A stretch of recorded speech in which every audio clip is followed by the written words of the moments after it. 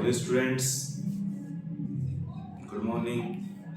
देखो, आज अपन जो चैप्टर्स को समझ रहे हैं 12th क्लास की विस्तार चैप्टर का, वो द एनिमी वाला है और एग्जाम के हिसाब से ये काफ़ी इम्पोर्टेंट भी रहने वाला है।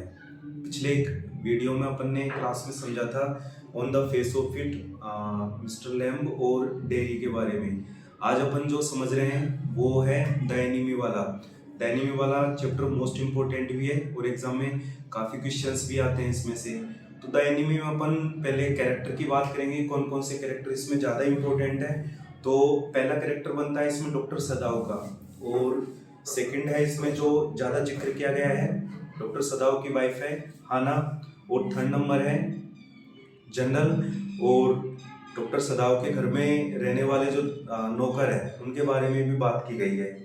तो यहाँ पे मेन ये बताया गया है कि स्टोरी में कि जापान में डॉक्टर है डॉक्टर सदाव, उनके घर के पास में, उनका घर हालांकि समुद्र तट के पास में है। तो एक अमेरिका का नौसैनिक है, जो बोल सकते हैं अपन नेवी का, जल सेना का, वो क्या है जेल से भागकर आया हुआ है और घायल अवस्था में है। अब डॉक्टर सदाव है, उसके सामने दो प्रॉब्लम हो जाती है कि वो उसको या तो बचाए या फिर उसको सौंप दे, क्योंकि जैसे दुश्मन के देश के होते हैं उनको अपन कोई भी सोल्जर वगैरह आ जाता है तो उनसे नफरत करते हैं। अब ये जो टाइम बताया गया है वो वर्ल्ड वॉर के समय का है। उस समय पर यूएसए, अमेरिका और जापान दोनों आमने सामने थे और उस समय की घटना के बारे में यहाँ पे बताया गया है। स्टोरी अपन शुरू करते हैं कि ऐसा बताया गया है कि स्टार्टिंग में क्या है, डॉक्टर सदाव है। डॉक्टर सदाव के बारे में अपन जान लेते हैं। डॉक्टर सदाव बचपन में से ही काफ़ी इंटेलिजेंट बच्चा था। उसके पिताजी की सोच थी कि ये आगे जाकर एक फेमस सर्जन और डॉक्टर बने, तो उसको वो क्या है पढ़ने के लिए अमेरिका भेज देते हैं। 22 साल की एज में डॉक्टर सदाव अमेरिका पढ़ने के लिए जाते हैं। वहाँ पर वो एक फेमस सर्जन और मेडिसिन्स वगैरह पे रिसर्च करके, और 30 साल की उम्र में जब जापान लौटते हैं तो वो एक फेमस डॉक्टर बन जाते हैं।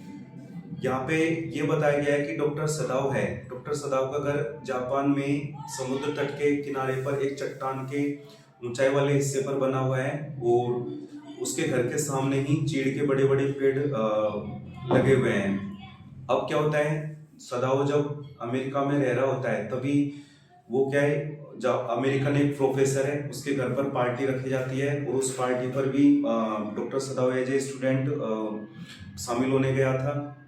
वहाँ पर उसकी मुलाकात हाना से होती है, तो धीरे धीरे वो फ्रेंड्स बन जाते हैं।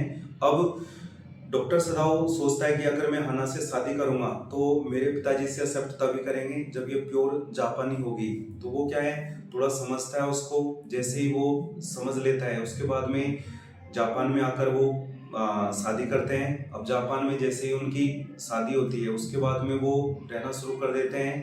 अब क्या होता है कि डॉक्टर सदाव है, वो शाम का समय था, धुंधे धीरे धीरे बढ़ रही थी, और डॉक्टर सदाव अपने घर के बरामदे में घूम रहा था। वो समुद्र तट को देख रहा था कि समुद्र तट पर बहुत कोहरा छाया हुआ है। तभी अचानक क्या है कि बाहर से हवा के तेज झोंके आ रहे थे, और वह अपनी वाइफ के पास में जाता है और देखता है कि देखो कितना कोहरा छाया हुआ है। तभी वो देखते हैं कि एक इंसान की काली परछाई है, वो समुद्र तट से आते हुए उसके घर की तरफ आ रही है। तो वो दोनों देखकर डर जाते हैं। वो परछाई सबसे पहले तो आती रहती है, फिर वो गिर जाती है, फिर घुटनों के दम के ऊपर वो आगे बढ़ती रहती है। डॉक्टर सदाव और हाना दौड़ कर जाते हैं। जब उसे देखते हैं कि ये तो एक सोल्जर है, अब उसको काफ़ी वो बेहोश हालत में था और काफ़ी गंदा भी हो रहा था, वो मिट्टी वगैरह लगी हुई थी उसके शरीर पर, कपड़ों पर।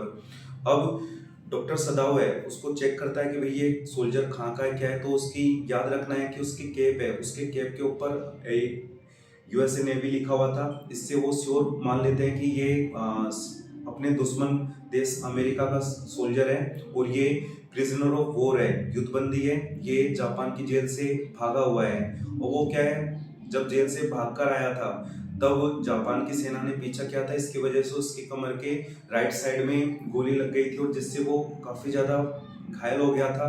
और जब वो समुद्र में से बहकर आ रहा था तब नुकीली चट्टानों की वजह चट्टान उसके घाव पर लग गई थी, इस वजह से उसमें से ब्लीडिंग हो रही थी, काफ़ी ज़्यादा खून बह रहा था। अब डॉक्टर सदाओ हाना क्या करते हैं, उसको पहले तो वो जो ब्लड निकल रहा था वहाँ पर जो काई रहती है समुद्र तट पर, उसको उसमें भर देते हैं ताकि वो ब्लीडिंग है वो रुक जाए। अब डॉक्टर सदाओ धर्म संकट में फंस जाता है कि एक डॉक्टर होने के नाते उसे इंसान को बचाना चाहिए या फिर एक देशभक्ति के नाते उसे दुश्मन को वहीं पर ही फेंक देना चाहिए।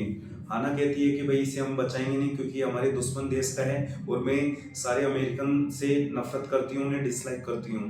तो डॉक्टर सदाव कहता है कि ये बात तो मेरे लिए भी ठीक है, लेकिन मैं डॉक्टर होने के नाते इसको मैं मरने नहीं दूंगा क्योंकि मैं डॉक्टर हूँ और डॉक्टर एक तरीके से भगवान का रूप होता है। तो कैसे भी करके उसको उठा कर लाते हैं और डॉक्टर सदाव अपना रूम है, जो अपने पिताजी का रूम है, वहाँ पर लाकर उसको लिटा देते हैं। उसको अपने रूम में नहीं लेकर जाते हैं। उसके पिताजी मर गए थे, मरने से पहले वो इसी में रहते थे और उसके पिताजी नॉर्मल चीज़ों को पसंद करते थे, विदेशी चीज़ें वगैरह उनके कमरे में नहीं थी। तो जब अमेरिकन सोल्जर्स है उसको वहाँ पर लिटा दिया जाता है और वह हाना को इंस्ट्रक्शन देता है कि अपनी जो नौकर यूमी है उससे कहो कि वो गर्म पानी लाए और इसको साफ कर दे क्योंकि ये काफ़ी ज़्यादा इंजर्ड लग रहा है, हमें इसके बाद ट्रीटमेंट करना पड़ेगा। अब हाना यूमी को इंस्ट्रक्शन देती है कि भाई हमारे यहाँ पर एक अमेरिकन सोल्जर्स घायल अवस्था में है और हम डॉक्टर सदाव कह रहे हैं कि इसका ट्रीटमेंट करना पड़ेगा, तो तुम्हें इसे पानी से साफ करना पड़ेगा गर्म करके।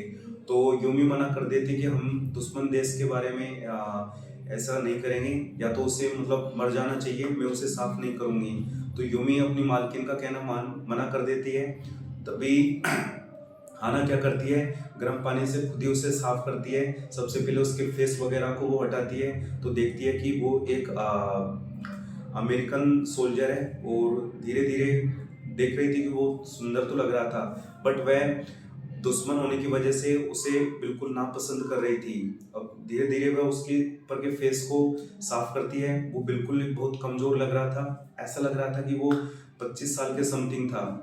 अब जैसे उसे मिट्टी वगैरह वो साफ की जाती है तब डॉक्टर सदाव देखता है कि उसके पीछे पीठ में गोली का जो घाव लगा हुआ था उसमें गोली लगी हुई थी, तो वहाँ से ब्लीडिंग हो रही थी।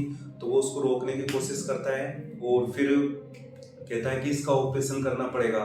तो हाना चीख उठती है कि नहीं, अगर इसका ऑपरेशन करके अपन ने इसे बचा लिया तो देशद्रोह के केस में अपन को क्या है जेल के अंदर जाना पड़ेगा, बहुत बड़ी सजा हो सकती है। तो डॉक्टर सदाव को लगता है कि अब करे तो क्या करे, लेकिन डॉक्टर सदाव ने हाना को समझाया कि भाई मैं डॉक्टर हूँ और डॉक्टर होने के नाते मुझे एक इंसान को बचाना चाहिए, ये युद्धबंदी तो बाद में होगा। डॉक्टर सदाव डिसाइड कर लेता है कि मुझे इस सोल्जर का क्या करना पड़ेगा, ऑपरेशन करना पड़ेगा। वह अपना कोट पहन के आता है और अपने जितने भी इक्विपमेंट जो ऑपरेशन करने के इंस्ट्रूमेंट वगैरह है उनको लेकर आता है और हाना से कहता है कि भाई देखो तुम इसे यहाँ पर पकड़े रखना और मैं इसका ऑपरेशन करूँगा, इसके अंदर से जो गोली लगी हुई है उसे बाहर निकालूंगा। अब हाना कहती है कि इससे मतलब क्या है कि बेहोशी की दवा देनी पड़ेगी, इसे निश्चय तक देना पड़ेगा ताकि ये दर्द से करा ना उठे।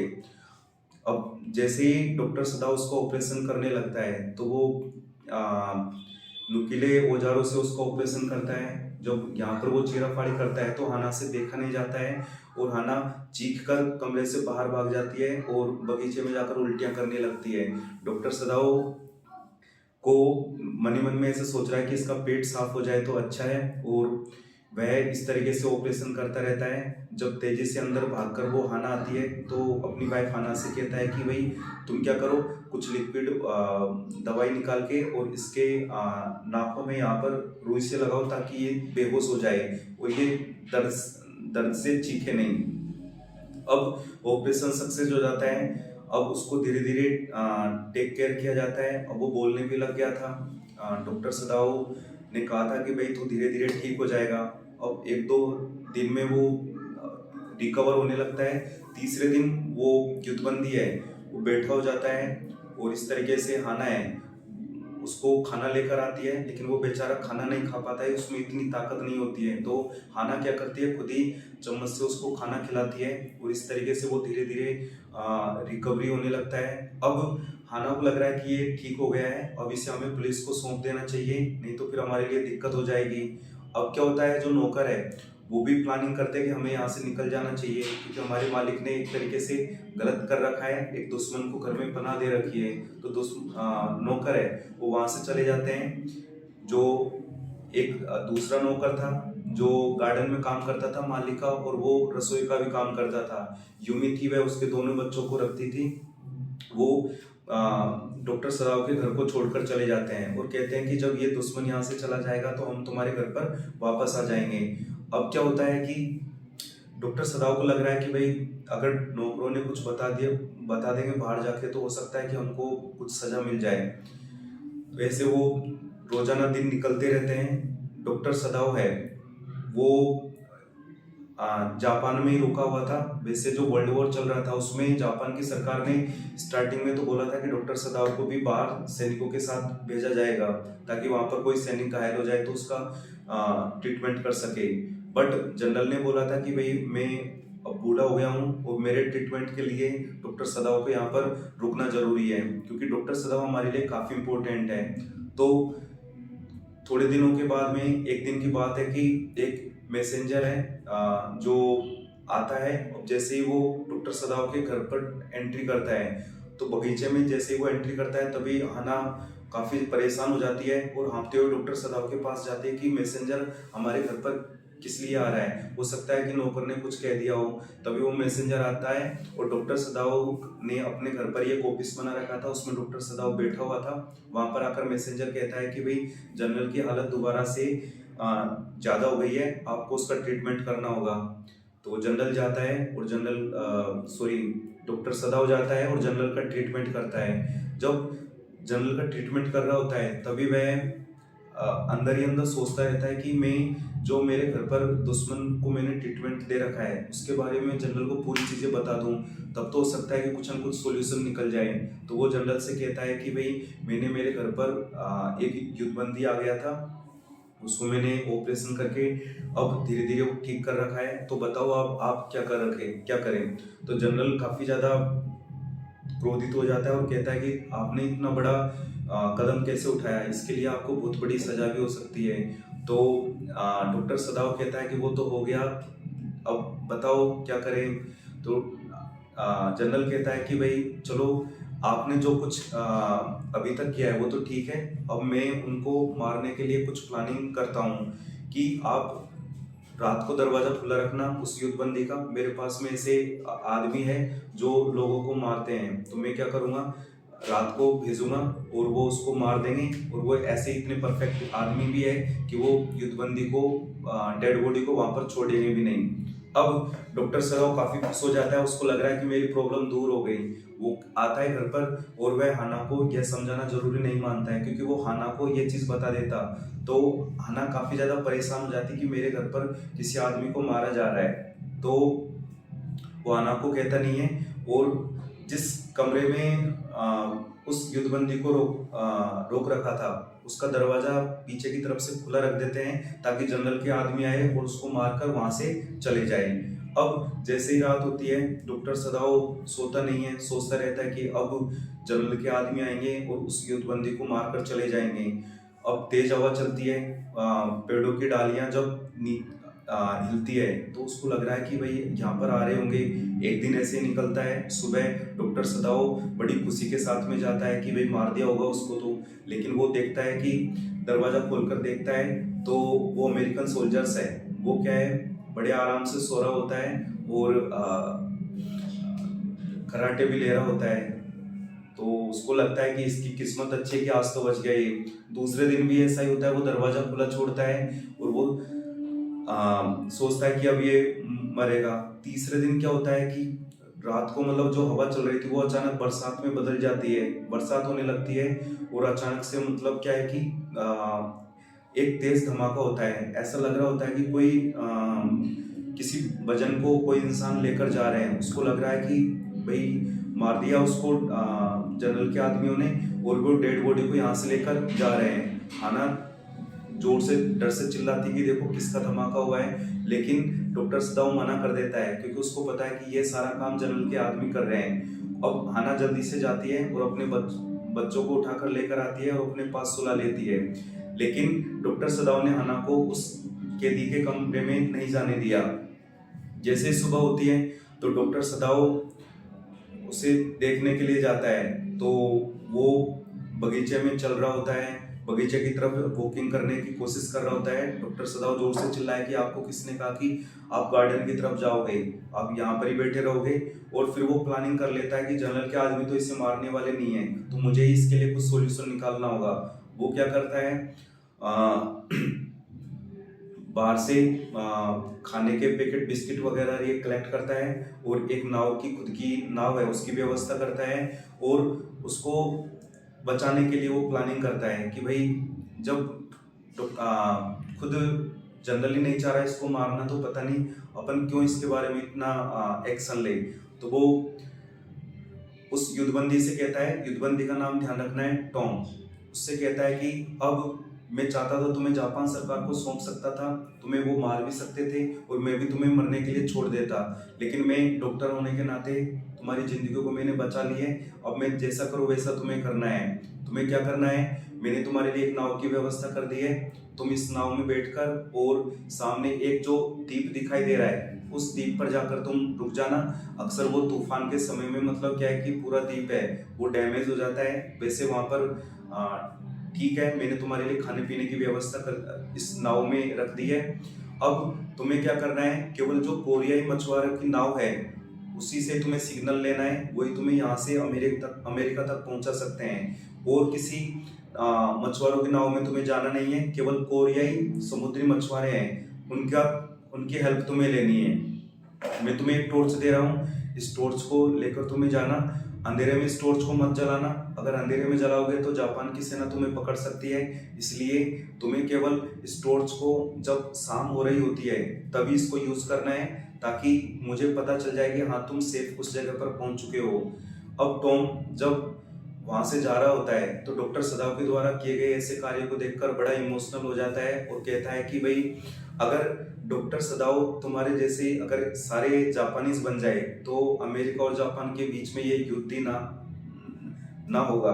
तो तुम बहुत बड़े अच्छे इंसान हो, तुमने इतना कुछ होते हुए भी एक दुश्मन को अपने घर पर रोके रखा और मरते हुए दुश्मन को बचाया है। तो वो इस तरीके से उसे थैंक्स कहते हुए नाव में बैठता है और खाने पीने की जो सामग्रियां रखी हुई थी वो सारी वो लेकर वहाँ से चल देता है। और वो वहाँ पर जाता है और जस्ट इवनिंग में वो सिग्नल देता है और डॉक्टर सदाव को पता लग जाता है कि वो सेफ जगह पर पहुँच गया है। अब डॉक्टर सदाव उस रात को सो जाता है, वो बिल्कुल भी परेशान नहीं होता है। अगले दिन वह जनरल के पास में जाता है और कहता है कि आपने उन जो मारने वाले आपके आदमी हैं हत्यारे उनको तो भेजा ही नहीं है। तो जनरल की हालत काफ़ी ज़्यादा खराब रहती है, वो परेशान रहता है, तो वो इन चीज़ों को नहीं कह पाता है। कुछ दिनों के बाद में जनरल डॉक्टर सदाव को दोबारा बुलाता है और कहता है कि भाई मैं इसके लिए सॉरी मांगता हूँ, क्योंकि आप जो कह के गए थे कि भाई जनरल के आदमी को भेज देना, तो मेरे को उस टाइम तो याद था, लेकिन मेरे को दिल का दौरा बार बार पड़ने की वजह से मेरी वो चीज़ें ध्यान में से निकल गई और मैं ऐसा नहीं कर पाया। अब हो सकता है कि तुमने उसको अभी तक घर पर ही रख रखा होगा। तो डॉक्टर सदाव कहता है कि नहीं, और वो वहाँ से बचकर निकल गया है। हो सकता है वो अगर मछुआरे उसको लेकर नहीं गए होंगे तो वो द्वीप पर ही होगा। अब डॉक्टर सदाव से जनरल कहता है कि चलो जो कुछ हुआ वो ठीक है, उसको उसकी किस्मत में मरना ही नहीं था। अब तुमको इसके लिए अवार्ड देना पड़ेगा क्योंकि तुमने एक डॉक्टर का फर्ज भी निभाया है। अब हम किस तरीके से उसको मारते ये तो मेरे ध्यान से निकल ही गया है। और इस तरीके से डॉक्टर सदाव और जनरल के आपस में बातचीत होती है और वो वहाँ पर अपने घर पर आता है और तब जाके उसको अच्छा फील होता है कि देखो मैं सजा भी नहीं हुई और वो दुश्मन मरा भी नहीं, इस तरीके से मेरे दोनों काम भी बन गए और वो काफ़ी खुश रहता है। तो देखो स्टूडेंट्स कितनी अच्छी स्टोरी है। एक डॉक्टर सदाव है वो इंसान होने के नाते और डॉक्टर होने के नाते उस दुश्मन को बचा लेता है और इधर से उसको सजा भी नहीं होती है। तो अपन को इस चैप्टर में सबसे इम्पोर्टेंट तो ये है कि कैरेक्टर स्केच याद रखना है डॉक्टर सदाव का और हाना का। दोनों मोस्ट इम्पोर्टेंट है, एग्जाम में जरूर आ सकते हैं। हाना उसकी वाइफ और डॉक्टर सदाव दोनों का कैरेक्टर स्केच है। मैं कोई सी भी क्लास में इसे करवा दूंगा कंप्लीट। और अपन को क्या करना है, इस वीडियो को 2 से 3 बार सुनना है, क्योंकि अपने एमसीक्यूज आएंगे उसमें केवल क्वेश्चन को पढ़ना है और चारों आंसर अपने सामने रहेंगे, उसमें से टिक करना है कि कौन सा होगा। तो मैंने तुम्हें बता ही दिया कि इसमें कौन कौन से कैरेक्टर क्या क्या बात की गई है। इसको अच्छी तरीके से सुन लेना और अच्छी तरीके से सुनने के बाद में फिर जो टेस्ट वर्क वगैरह के एमसीक्यूज है उनको सोल्व करने की कोशिश करना, जहाँ तक ये पूरे सोल्व हो जाएंगे।